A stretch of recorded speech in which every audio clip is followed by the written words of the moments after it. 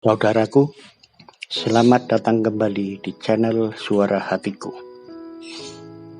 Rasa bersalah merupakan hasil dari pemahaman yang jelas tentang kegagalan moralitas kita.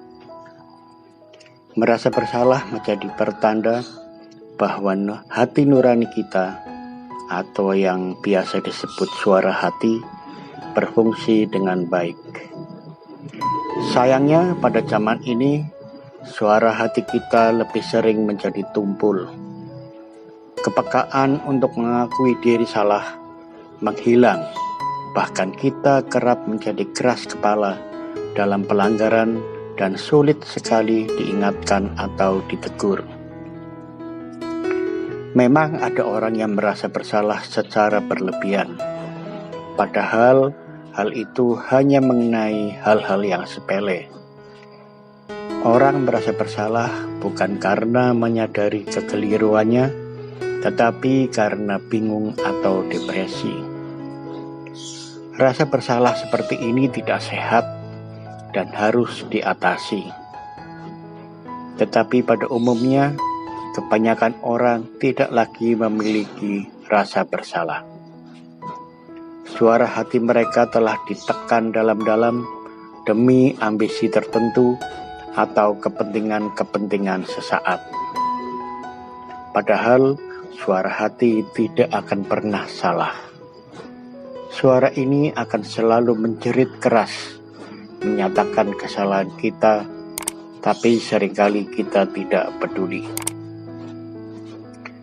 Saudara, rasa bersalah juga pernah bahkan sering dialami oleh murid-murid Yesus.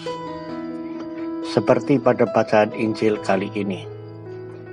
Ketika Yesus bertanya kepada mereka apa yang mereka perbincangkan di sepanjang perjalanan, mereka diam saja tidak menjawab. Para murid mungkin merasa bersalah karena mereka tadi sedang mempertengkarkan siapa yang terbesar di antara mereka. Mereka menyadari bahwa pembicaraan mereka tentang siapa yang terbesar di antara mereka itu suatu kebodohan. Maka ketika Yesus menanyakannya, mereka diam karena malu mengakuinya. Saudara, pelajaran yang bisa kita maknai dari dialog antara Yesus dengan para muridnya adalah bahwa merasa bersalah itu baik ketika kita jelas memang melakukan kesalahan. Rasa bersalah seperti ini sehat karena membantu kita untuk mengubah cara hidup kita. Setelah Yesus dengan lembut menegur para murid, Dia kemudian menyampaikan ajaran mengenai arti kebesaran yang sejati. Orang yang ingin menjadi yang terdahulu harus menjadi yang terakhir dan pelayan bagi sesamanya. Ini juga yang akan Yesus lakukan kepada kita ketika kita menyadari kesalahan kita. Ia akan membimbing kita kepada hidup yang makin sempurna. Pertanyaannya adalah, bagaimana dengan suara hati kita? Apakah masih berfungsi dengan baik? Apakah kepekaan kita untuk menjadi pelayan bagi sesama masih tetap hidup?